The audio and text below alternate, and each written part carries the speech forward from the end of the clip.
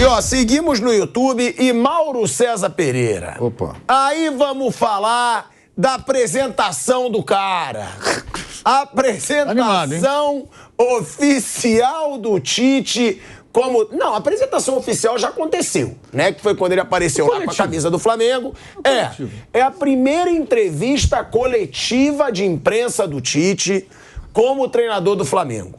Agora, é aquele negócio. Na apresentação oficial, ele posou lá com a camisa e deu uma entrevista pra Flá TV, que a gente sabe que sempre vai ser chapa branca. Vai perguntar lá o que ele quer. Ele falou da estrutura do Flamengo. Ele falou que motivou os jogadores a acreditarem no título brasileiro. Acredito que hoje não vai mudar muita coisa. Agora, é a primeira entrevista coletiva. Provavelmente o Tite vai ter seu primeiro desconforto ali como técnico do Flamengo. Que vão ter perguntas também sobre o clima no Flamengo, sobre jogadores que estavam acomodados, eu espero que tenha, sobre jogadores que já derrubaram alguns treinadores, um grupo que é problemático, não total, mas tem sempre problemas de relacionamento, e além disso, dessa situação aí do Corinthians, né? Essa pergunta eu acho que vai aparecer. Que ele prometeu, falou que podiam chamar ele de mentiroso se ele assumisse um clube em 2023. E aí a gente viu que viralizou. Muitos jornalistas também corintianos lembraram muito isso, cobraram muito isso. E ele... Homem ciumento, assim, meu Deus do céu. É isso. Bobagem. E ele provavelmente vai ter que responder. Agora...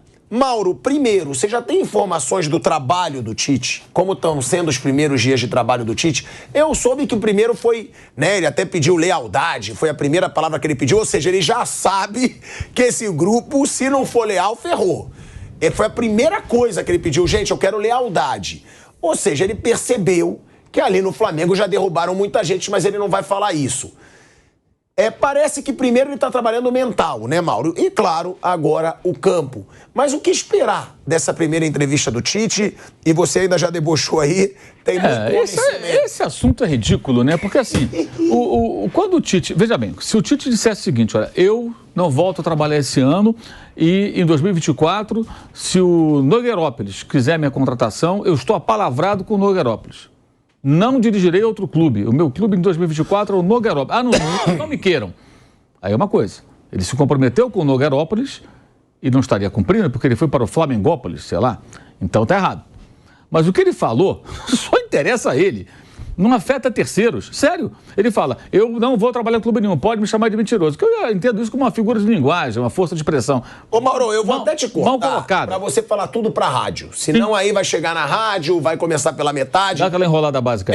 A gente vai voltar em 10 segundos pra passar essa pergunta pro Mauro, pra rádio Jovem Pan também, pra não começar pelo meio da resposta. Gostou da enrolação? Gostei. De volta, hein? De volta à Rádio Jovem Pan, agora na rádio e no YouTube. Mauro, te perguntei sobre essa primeira entrevista coletiva do Tite e claro que vão surgir perguntas colocando o Tite ali em situação desconfortável pela primeira vez. Sobre jogadores do Flamengo, estão derrubando muito o treinador, mostraram falta de motivação esse ano, escolheram o jogo, como você falou, e também essa situação do Corinthians, né, Mauro? Que os corintianos estão cobrando. Pô, o cara falou que podia chamar ele de mentiroso se ele não assumisse clube, se ele assumisse algum clube em 2023. E ele assumiu o Flamengo. Não, se alguém quiser chamar ele de mentiroso, chama. Ele autorizou, né? Problema de cada um, né? Eu acho que ele não pode reclamar. Mas como eu estava dizendo, eu entendo da seguinte maneira. Se ele tivesse se comprometido com o Nogueirópolis ou qualquer outro clube de, em 2024, comandar essa equipe e não dirigir ninguém em 23, seria um cenário. Não, eu assumo um compromisso. Só não trabalho no Nogueirópolis em 24 se eles não me quiserem. É o clube que eu vou dirigir, é o que eu quero fazer. Aí é uma situação, ele se comprometeu verbalmente, né, a palavra, com alguém. Na verdade, o compromisso que ele assumiu naquela oportunidade foi com ele mesmo. Para ninguém, não envolve terceiros. Olha, eu não vou trabalhar esse ano. Pode me chamar de mentiroso se eu voltar a trabalhar esse ano. Ah, então ele é mentiroso. Bem, se as pessoas quiserem chamar de mentiroso, eu repito, ele não vai poder dizer nada, porque ele sugeriu isso. Acho que ele usou uma expressão infeliz, mas é muito mais uma força de expressão, figura de linguagem do que outra coisa. Mas ele disse não ao Corinthians. Qualquer profissional hoje, minimamente razoável, que tenha a cabeça no lugar, diz não ao Corinthians e sim ao Flamengo. Há 10 anos, um pouco mais, o cara diria sim ao Corinthians e não ao Flamengo. Os papéis se inverteram. Isso qualquer um enxerga. Quem acompanhou ontem, pelo menos trechos, do debate dos candidatos à presidência do Corinthians da TV Gazeta, entenderá muito bem o que eu estou dizendo. O futuro do Corinthians é assustador. O presente já é de apavorar, de arrancar os cabelos, de ficar louco, ficar com o cabelo em pé. E o futuro, meu Deus. Eu falava hoje com alguns corintianos aqui, amigos e tudo, todo mundo preocupado, apavorado. Porque não é para menos, né? Então, quando ele diz não ao Corinthians, motivos não faltam, gente. O Renato também disse não ao Corinthians. Né? Aconteceu. Não foi só o Tite. O Renato Gaúcho também não quis. Teve mais gente que não quis. O Vitor Pereira, que não renovou e só estou com o Flamengo. Então, não foi só... O Vitor Pereira tem a história da sogra. O caso do Tite só envolve a ele, gente. Então, assim... O Vojvoda disse não pro Corinthians. Então, eu também disse pro Vasco. Por que ele disse não pro Vasco, o Vojvoda lá atrás? Por razões óbvias também, gente. O Vasco está tentando acertar agora como SAF. Então, esse é um assunto que interessa a ele só. Eu acho que ia ser uma tempestade no copo d'água, uma tremenda falta de assunto, uma ciumeira danada. O Tite é um técnico no mercado, ele vai treinar outros times. Agora, eu acho engraçado isso, porque se houve um momento, mais atrás, dos anos 90, que o Flamengo teve várias gestões muito ruins, né? E saíram do Flamengo para trabalhar aqui em São Paulo, por exemplo, Tele Santana, tornou o Flamengo depois do São Paulo. Ele sai do Flamengo para São Paulo e vira um ídolo de São Paulo. Podia ter continuado no Flamengo, feito uma história bonita no Flamengo. Não tiveram paciência com ele, ele saiu para brilhar no São Paulo. O Leonardo saiu do Flamengo para brilhar no São Paulo. O Júnior Baiano, para jogar no Palmeiras, e no São Paulo. O Marcelinho Carioca saiu do Flamengo para ser um dos maiores ídolos da história do Corinthians. Djalminha. O Djalminha para jogar no Guarani e no Palmeiras. O Marquinhos jogou no Palmeiras. O Paulo Nunes jogou no Grêmio e Palmeiras. No Grêmio e no Palmeiras. O Jardel do Vasco, no Grêmio também, saiu para brilhar bastante. Então você tem vários jogadores que saíram do futebol do Rio, saíram, especialmente do Flamengo, geração campeã da Copa São Paulo, para brilhar em times daqui, porque o Flamengo era uma bagunça. E perdia seu jogador, vendia mal. E os times de São Paulo, mais organizados, pegavam os jogadores. Hoje é o contrário. O Corinthians está muito desorganizado. Então o Flamengo, mesmo com os erros cometidos na gestão do futebol, é um clube mais atraente para trabalhar. Paga em dia, não atrasa, tem estrutura, tem condição. Então, prometeu contratações pro Tite. Quando o Tite é procurado pelo Flamengo, é aquela coisa, eu não queria voltar esse ano, mas espera aí, quem está me chamando é o clube que me oferece as melhores condições no futebol brasileiro. É o tal do cavalo branco que passa selado e fica ali balançando o rabinho, olhando para você, ó. Vai subir ou não vai, bonito? O Flávio falou isso ontem. Não é sempre que o Flamengo tá vago. Claro. Os dois melhores vagas são Flamengo e Palmeiras. Palmeiras tem lá alguém que não vai sair, pelo menos não dá o menor sinal, que é o Abel Ferreira. Então, esse aí você esquece, né? E aí tem outra coisa. O técnico ligado ao Corinthians comandar o Palmeiras é diferente de comandar o Flamengo. A rivalidade é muito maior, não tem como comparação, né? O Tite já trabalhou no Palmeiras, mas ele se tornou o Tite do Corinthians. Então, o Palmeiras não é uma opção. Hoje não é opção, não existe. E mesmo que fosse, ela seria mais traumática, né? O cara muda de ideia. Quem nunca muda de ideia? Eu até usei aqui já a expressão outro dia. O camarada vai tirar férias em dezembro. Aí ele chegou agora, comprou pacote, vai viajar com a família, tudo felizão. Aí uma empresa melhor oferece um salário melhor, uma condição de trabalho melhor e fala, ó, hoje é dia tal, dia 1º de novembro, tem que começar aqui. Ah, mas é minhas férias. É a proposta. O cara vai chegar em casa, a proposta é muito boa, falar para a mulher, para os filhos, ó, vocês vão viajar sem mim ou vamos adiar a viagem, porque eu vou ficar um ano mais trabalhando para tirar férias. Porque essa oportunidade é muito boa, não posso perder. Isso acontece na vida das pessoas. Você não escolhe quando você vai pegar um emprego novo. Ah, não. Aí os vizinhos vão falar, mentiroso, você falou que ia sair de férias. Exato. Você mentiu, pois é, mas surgiu uma oportunidade nova que eu não posso perder. É exatamente isso. E aí entra um outro capítulo. E imagino eu, não foi o Tite que falou, mas eu imagino que ele tivesse uma expectativa de uma proposta internacional que não veio. Sem dúvida. Isso aconteceu de verdade. Então, diante disso, o cara muda de ideia. Ele apenas mudou de ideia, mas ele não afetou ninguém. Ele não fez uma promessa a algum clube e a está traindo. Ele prometeu a si mesmo. O erro foi ter se empolgado e falado dessa coisa mentira. Eu poderia falar, olha, a minha intenção hoje é não trabalhar em 2023. Não pretendo trabalhar... Pronto. Mas agora, ele pode chegar e falar da coletiva. Olha, gente, com outras palavras, o Flamengo me chamou, eu não poderia perder essa chance. O Flamengo precisa de mim hoje.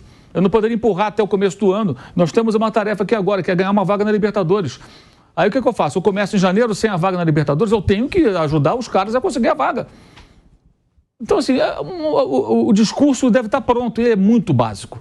O resto é trabalho, é recuperar Gabriel Barbosa, recuperar Cebolinha, fazer essa turma jogar. Acabar com o Panela e pedir lealdade. Quando o cara pede lealdade, ele sabe que esse grupo tem um histórico não tão leal. É que ele, ao contrário do Sampaoli, ele faz cafuné nos jogadores, né? Ele conversa, ele fala e tal, ele tem essa habilidade que o Sampaoli não tem. Então, o que eu soube só foi que os jogadores, que o ambiente está muito melhor, que é uma coisa óbvia, e os jogadores estão gostando, porque é um cara que dá uma atenção que ele não... E o jogador brasileiro gosta desse paparico. Eles vão lá para a Europa, o técnico nem olha na cara, vai lá, escala e acabou. Mas aí você está chegando num ambiente em que você tem que se adaptar.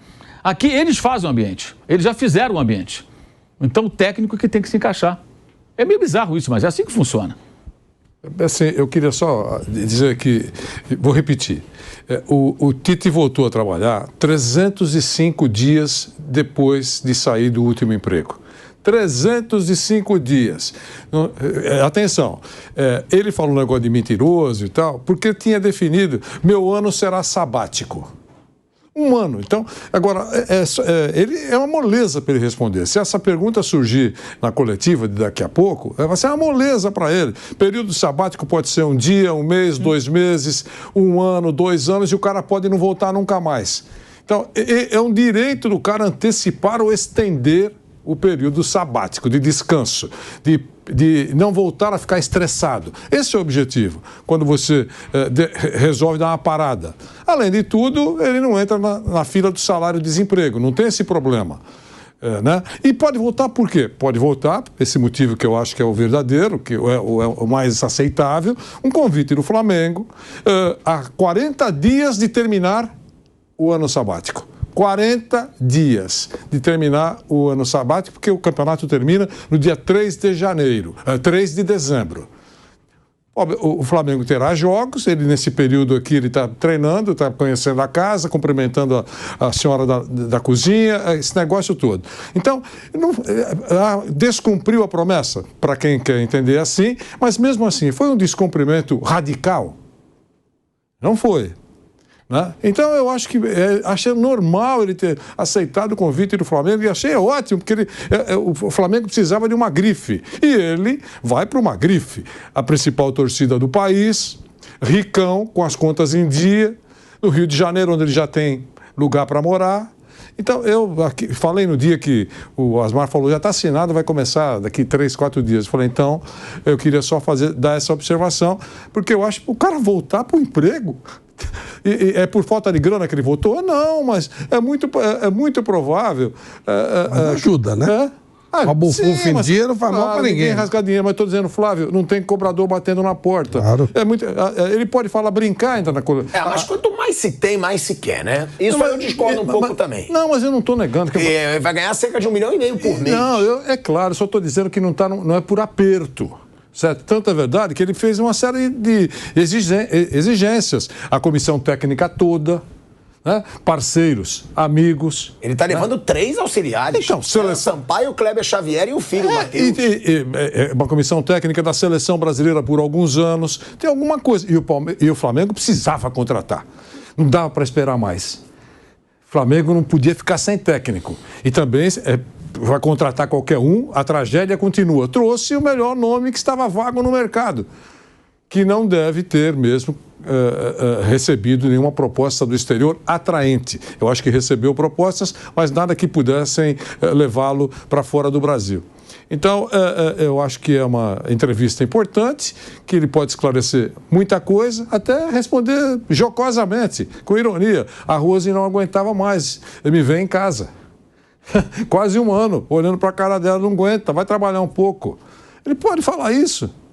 Então, não tem nenhuma pergunta, na minha visão, que vai deixá-lo desconfortável. Nenhuma. Nem a relação dos jogadores do Flamengo. Você acha que a do Corinthians não vai deixar ele desconfortável? Nada. E outra coisa, eu acho que... Porque vai ser... Não, mas aí é o que eu pergunto também. Será que alguém vai perguntar pergunta difícil? Eu acho que vai perguntar. Porque o Flamengo, pra mim, é um dos clubes que faz a pior assessoria de imprensa. Mas eu acho que vai perguntar. Isso eu falo, porque só pergunta quem é amiguinho, só pergunta quem tem boa relação com o assessor, quem tem boa relação com o dirigente. A gente já viu até o Viga ser tirado, a gente já viu várias pessoas não terem direito de perguntar. Mas sabe por que vai perguntar? Porque se não perguntar na primeira entrevista... perguntarão na segunda entrevista, quando já não haverá mais, digamos, essa seleção de estreia. Né? No jogo, na primeira, eu não quero falar do jogo, aqui na primeira o senhor não respondeu. O senhor fugiu mesmo do jogo contra o Corinthians, professor? Ele acho que vai dizer que o contrato não estava assinado, aquela coisa toda. Mas no fundo, é normal. Se eu estivesse no lugar dele, eu encontraria uma maneira de postergar o anúncio oficial. escapar do desconforto, do constrangimento, sabe? Porque ele foi feliz no Corinthians. A grande parcela da torcida do Corinthians, que hoje já está com o nariz torcido com relação a ele, amava até recentemente o Tite. Estrear dirigindo um arquirrival na casa do Corinthians é provocar um momento de constrangimento. Sempre vai ter coisas, ou alguns que não, sem noção, que vão provocar uma situação muito desconfortável. Se ele pôde escapar disso, para quê? Mas uma hora ele vai ter que jogar lá. Mas uma hora. O tempo faz as coisas esfriarem. Sabe, é igual promessa, viu? Asmar, promessa, diz um filósofo, já falei aqui, vou repetir. Um cineasta francês diz o seguinte: promessa é igual ao ser humano, ela envelhece. E é verdade. Você promete hoje, depois de 305 dias fora do último emprego, você pensa melhor e volta a trabalhar. É isso.